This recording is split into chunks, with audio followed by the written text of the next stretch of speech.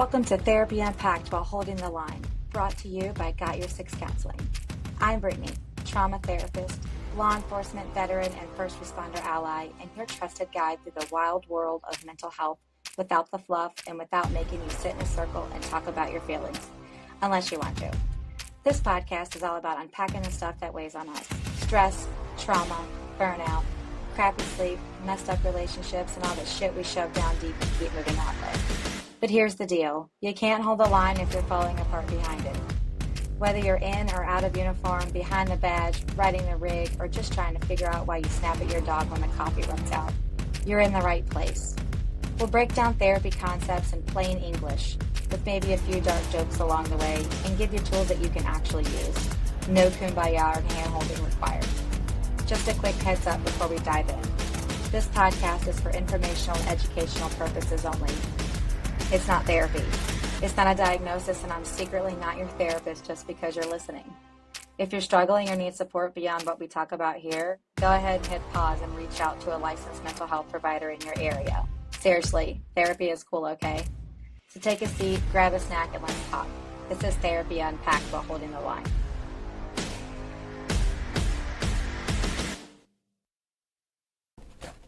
Hello, and welcome back to another episode of Therapy Unpacked. I am Brittany, your host, and we are continuing our series, Code Silence.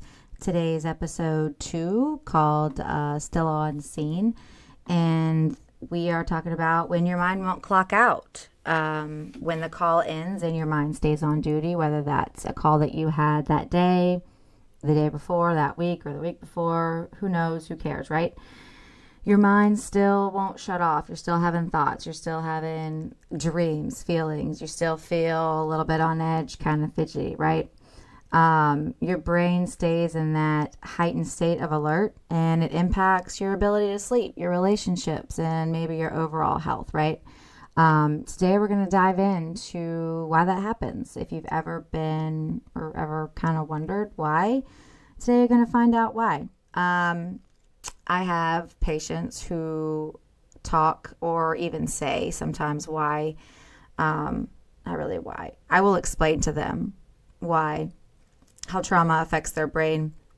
And they'll say, no one's ever explained that to me before. I didn't know that. And it's a very validating experience, I think, for them too, because I do love psychoeducation, which is what this podcast is all about. Our little side hustle podcast is all about.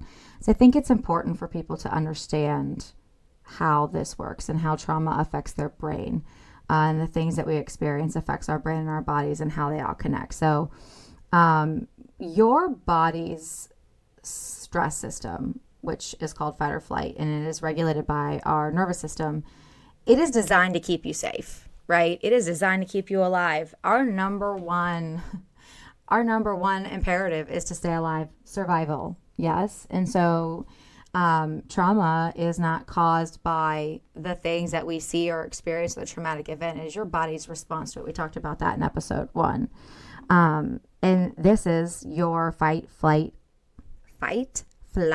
or freeze response, right? It is critical in that moment. But for some, it doesn't shut off, right? So when we're confronted with a life-threatening response, a life-threatening situation, our bodies jump into that survival mode without prompting.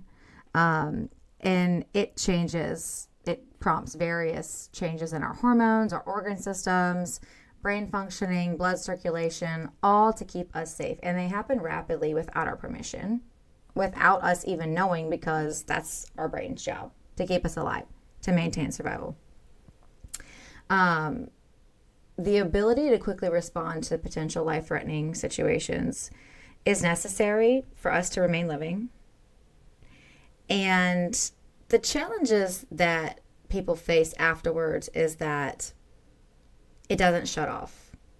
For some, not all.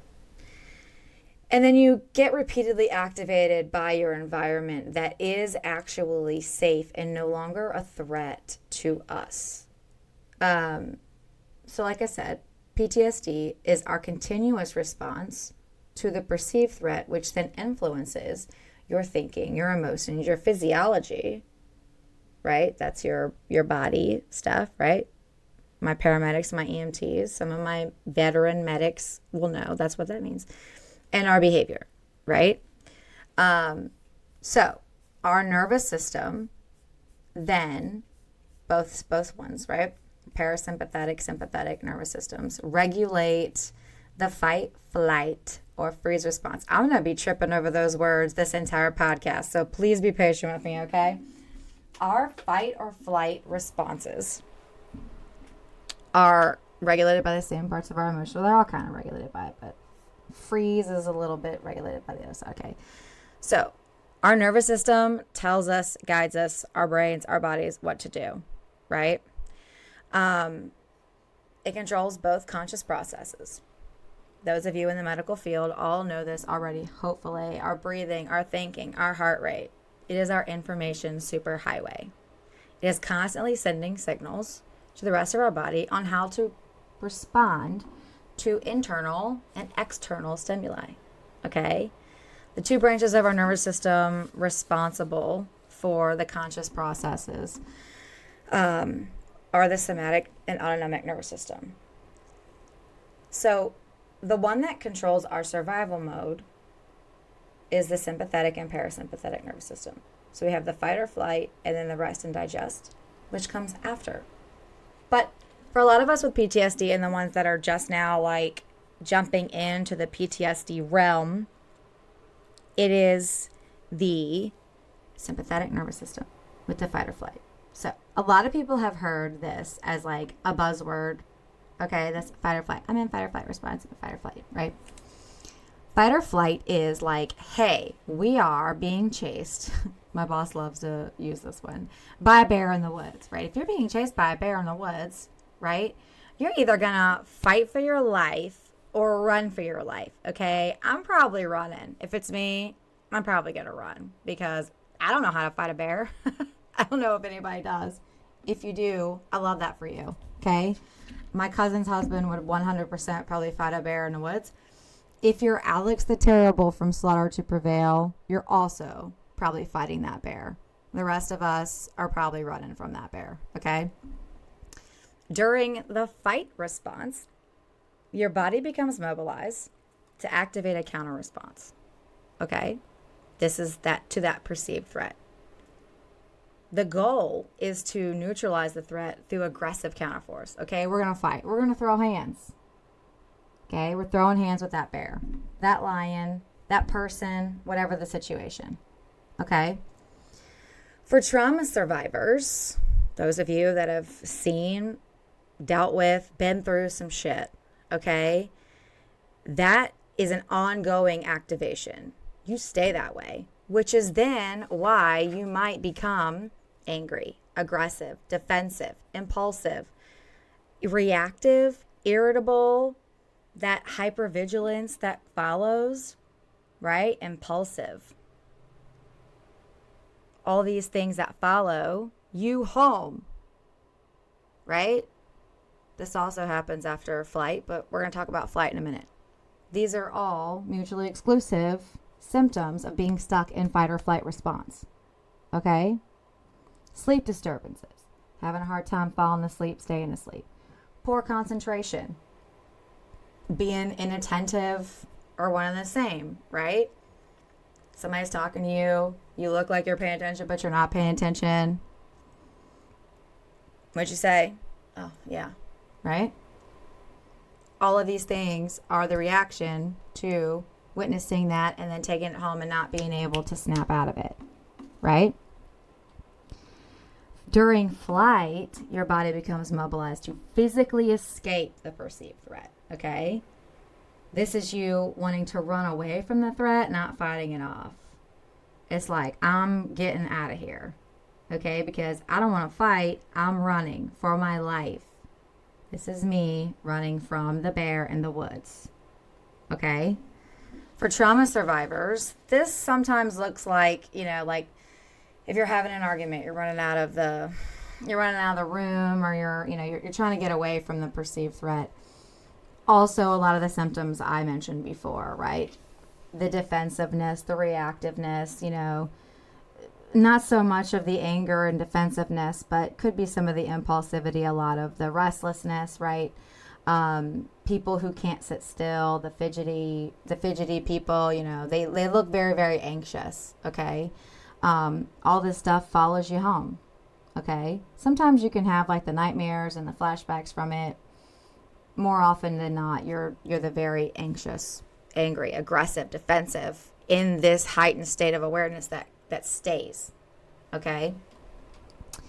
In freeze is when it gets overloaded. We are very, very overwhelmed, and this energy surge occurs in our nervous system that our body cannot keep up with anymore. Okay. This high demand of the situation, then we fall into freeze mode. Our brains like cannot process. Like when your computer freezes, you're doing too much. It's like cannot compute, system needs to reboot, right?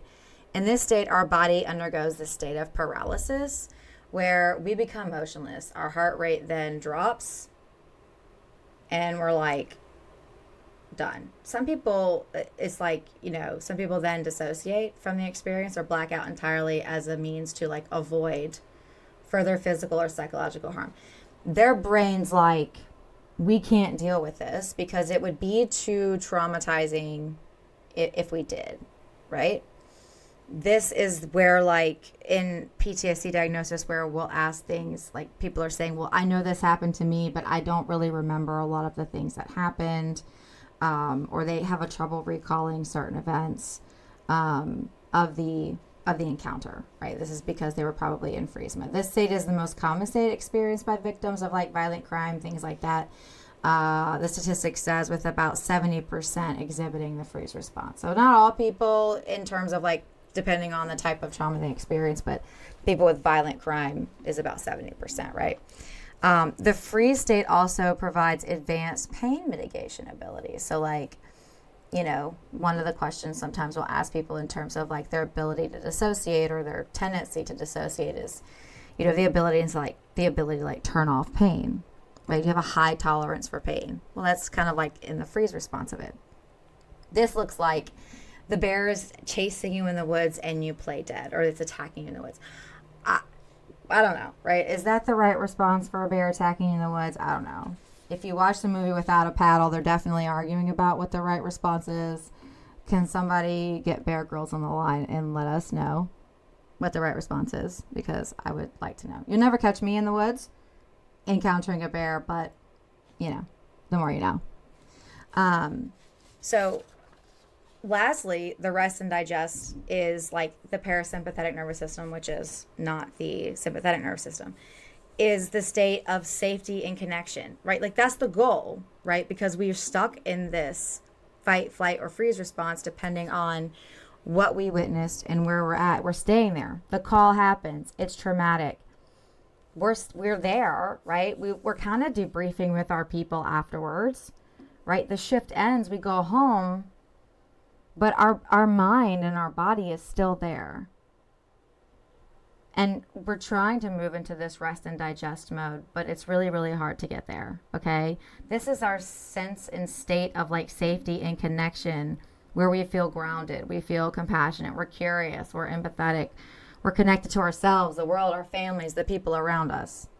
Maybe you don't ever feel that way, which is also a red flag, because that means that you're stuck in survival mode, which is a very miserable place to be in, which is where a lot of my patients sit 24 hours a day, 7 days a week for the last however many years of their life that they have not been diagnosed with PTSD. A lot of people sit in that survival state for a very, very long time, which renders them feeling very irritable, very detached, very aggressive, reactive, impulsive, whichever, right? Sometimes people sit on the other side of that in the freeze response or the hypoarousal response, which is a fancy word for being under their window of tolerance, which we might jump into later or not, which is where they're very emotionally numb, right? They feel very detached. They feel very depressed. They might exhibit some isolative behavior where they kind of just come home and disappear. Or if you're friends with them, you might not hear from them outside of work. They don't want to go out. They don't want to do things. They don't want to be social. Maybe they don't like social interactions. They're like, that's a negative on big groups of people, right? Maybe they also have some really severely addictive behaviors. Like I mentioned before, this is not like the glass of wine after work or a beer or two on social occasions. This is like the 30 rack a day drinkers, right? Or, other types of drugs, depending on, your line of work and what you're allowed and not allowed to do. Most people in these professions that I'm speaking to are drug tested regularly, so we're looking at alcohol use, right? So this is your heavy drinkers, right? They're freezing. They're dissociating. They are checking out. They're emotionally numb. They cannot feel joy, happiness, no positive emotions whatsoever. Right? So they're one or the other. So it's normal to have some of these experiences after a call like this, right? Not everyone stays in this heightened state of awareness. You might come home after a call and you might feel distant from your family because your brain is in effect effectively trying to process this event, right? Your brain's trying to do its job. It's when you stay this way for a prolonged period of time that we're then looking at something a little bit more serious, right? If any of you have ever been in a critical incident debriefing, right? Then a therapist like myself or my boss is probably sitting here spitting out all these facts at you and you're like, yeah, whatever, right? It's true. All of these things are true. You might not want to hear it or listen to it then, but it's legit, right?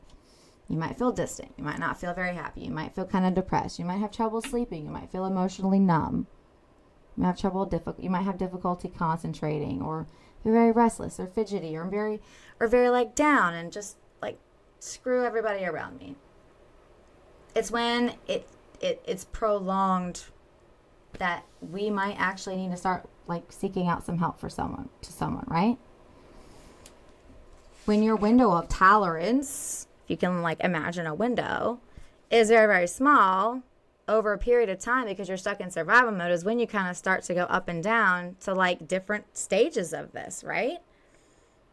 When you're out of it, up high, you're very angry, you're very irritable, you're very defensive, you're reactive, you're aggressive, you're punching holes in the wall, you're yelling and screaming at your wife and your kids and your dog because the coffee's out, or you got some road rage, right? That's your way up here.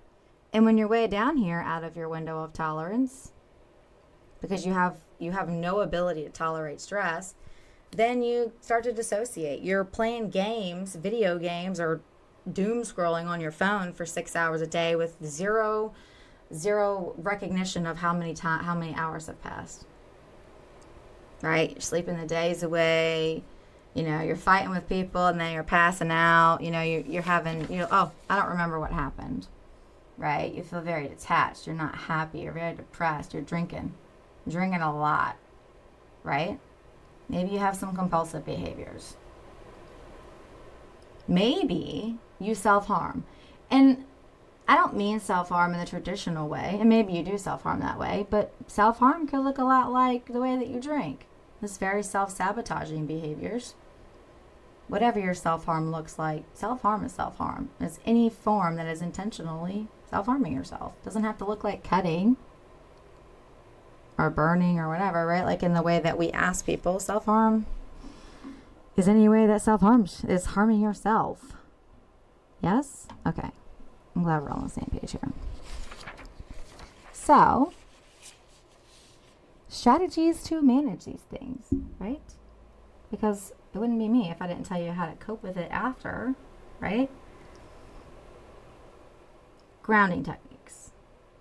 Okay, everyone collectively, I felt probably, as I'm recording this and they're going to watch this, is rolling their eyes, right? Deep breathing, obviously, is a good one, right? But I know from my own experience and people that I've talked to, that may or may not work for you. If it works for you, I love that. I need something to guide me, okay? Because my brain's going to wander.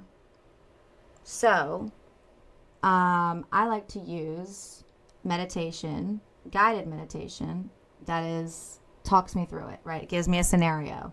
I'm walking down a beach. I'm walking through the woods. I'm doing this. I'm doing that, right? There are lots of different people on YouTube that have guided meditation videos that you can listen to that are audio that are fantastic, right?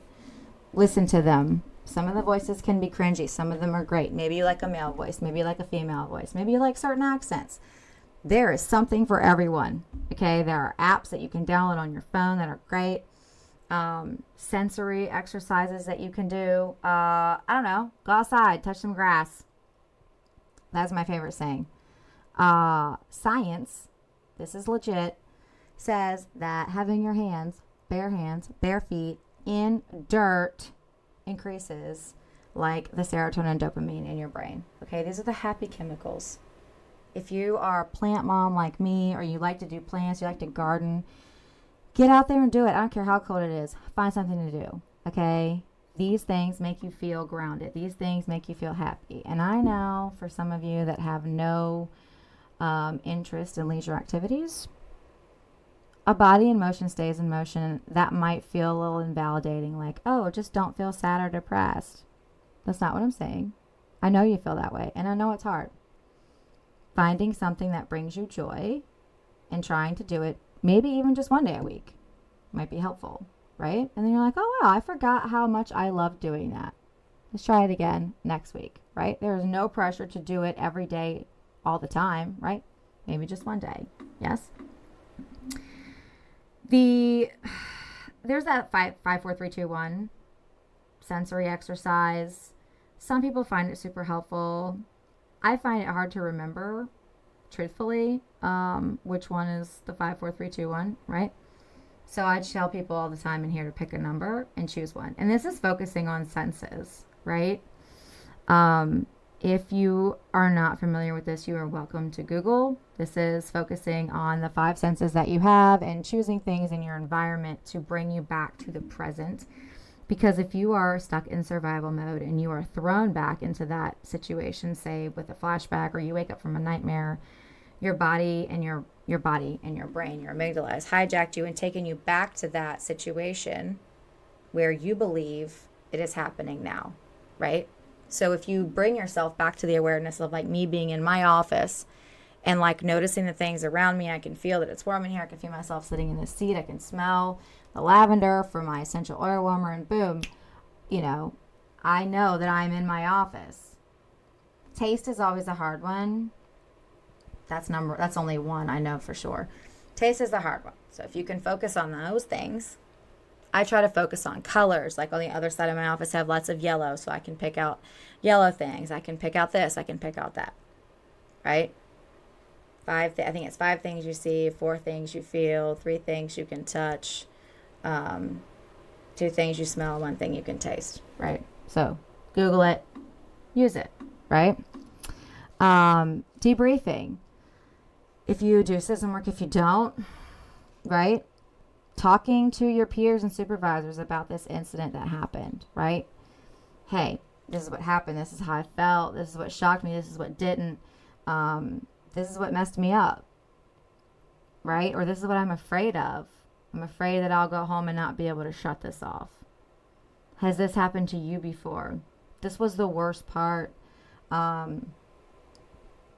However you're feeling about it, get it out. Get it off your chest before you leave, right? And if you do leave and it's still bothering you and you still feel like you need to reach out, there's no shame in that, right? Even as a therapist who has been doing this for 4-ish years, right? As a baby student, as a baby resident, as a growing, somewhat experienced resident, and now as a licensed provider, there are still times where I have to pick up the phone and call Peggy, my co-host, or even Christina. She was my supervisor for years. And be like, this was a really hard day, right? This took all the spoons that I had, or this was a very difficult, situation to deal with. And, get it off my chest, because the work you do, the work that we do, it's not easy, right?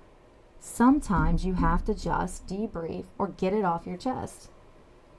Pass it on to someone who's been there and who knows what that feels like.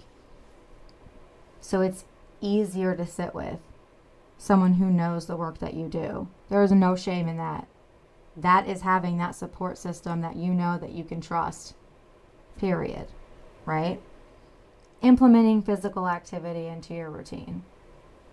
I'm not telling you that you have to go hard and have a daily activity every single day that's like leg day, arm day, whatever. But even if that means you're going for a walk, you're going for a jog, you're, doing some weights or something. I don't care what it is. Something that makes you feel good, because physical activity helps work through the stress hormones that are building up in your body over time. It also releases the good hormones in your brain, right? You've seen Legally Blonde where she's like, exercises releases endorphins, and happy people, endorphins make people happy, and happy people don't murder their husbands. Okay. Make yourself happy by exercising. Okay? Period. Having a consistent routine, which is sleep, eating, maybe implementing exercise. Right? Sleep hygiene is super important. Having a routine at night that's like dinner, shower, meds if you take them. If you have children, implementing that into your sleep routine too. So that way your brain knows, okay, we're doing all these things and now we're going to bed, right? And then having strict rules and boundaries around you going to bed, whether that's like no TV in bed, no homework, no work, no whatever in your bed, okay? Also something else you can Google or something you can talk to your therapist about if you are having a hard time sleeping. These things are super important to consider, especially after experiencing an event like what we've been talking about, right? Having a consistent routine in your day, right?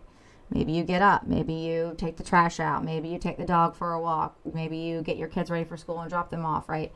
Having something that is daily, that is, unvariable, given something crazy happening, keeps your body on this very strict routine that you are able to expect, right? Your brain, your body, everything is on task all the time. It feels monotonous, but also staying on that routine is super important after you experience something traumatic in that way. So there's nothing that's going to be surprising and then throw you back.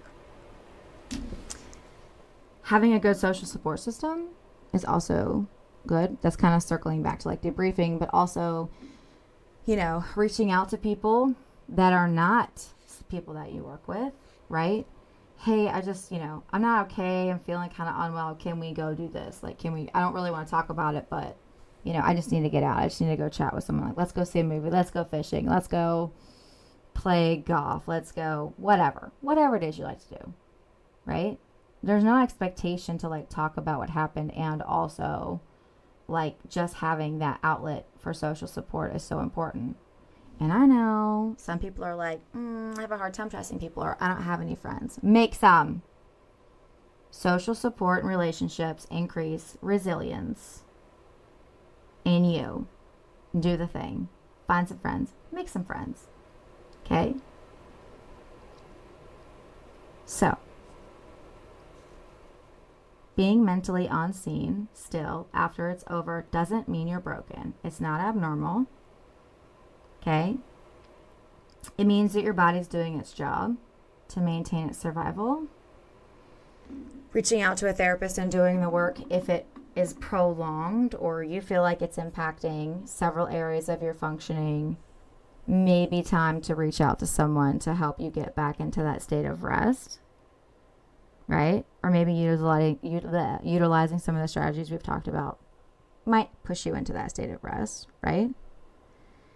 If they feel like they are super overwhelming, and you feel like there's no rest or no way out right now, right?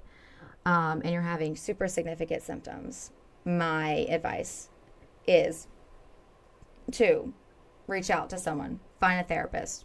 Reach out to us. If you don't want to see us, we can help you find someone. If you're having suicidal, self-harm thoughts, right? You can call 988, suicide helpline. Contact your local peer support network, right? If you have peer support within your job, reach out to them. They will help you find someone. They have resources. on hand, local therapist, local inpatient. There is no shame in getting help. Therapy is cool, okay? We talked about the stigma. We talked about the confidentiality. We talked about all of that in our first episode. Doesn't make you weak. There might be some vulnerability in your sessions, but that is between you and your therapist. Okay? Doesn't make you any less of a man, doesn't make you any less of a person or officer or paramedic or firefighter, whoever, right? Get the help now before it gets too much worse, right? Before it impacts your functioning too much. Yes?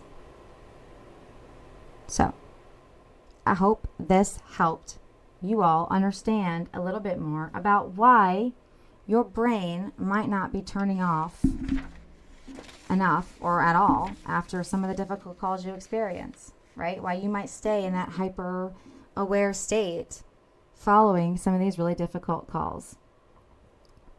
Even if you're dispatcher, paramedic, firefighter, law enforcement, veterans stay in a state of survival even after they come home from combat, right? So, if you have suggestions or questions or, need help finding a therapist, you've got Psychology Today, Therapy Den, your insurance. You're welcome to reach out to us, social@gotyoursixcounseling.net or admin@gotyoursixcounseling.net. You can reach out to us at any of those email addresses. We'll be happy to help you find someone or happy to help you engage with one of us. Thank you for listening. I hope you got something out of this episode. You please like, subscribe, follow, share. Someone you might think might find this helpful. Follow us on our main page, Holding the Line GY6, for our podcast episodes there. Those drop every other week on Mondays. And I will see you on the next one for our next episode 3, A Quiet Wait, The Ones Left Behind, on our series of Code Silence. And I look forward to seeing you all then. Thanks for listening. I want to thank you for tuning into this episode of Therapy Unpacked. If something at home made you think or just helped you not yell in traffic for 20 minutes today, let's consider that a win. Make sure to follow, subscribe, or do whatever your app calls it so you don't miss future episodes of Therapy Unpacked and our main event podcast titled Holding the Line with Got Your Six, now streaming on YouTube, Spotify, Apple, and other platforms where podcasts are available by searching Holding the Line GY6. If you know someone else carrying a heavier load, feel free to share this with them, because we're all in this together and no one should have to go through it alone. Until next time, stay grounded, stay human, and remember, it's not weakness to reach out for support and unpack the shit you've been carrying. In the words of someone wiser than me, go forth and do magical shit, everyone.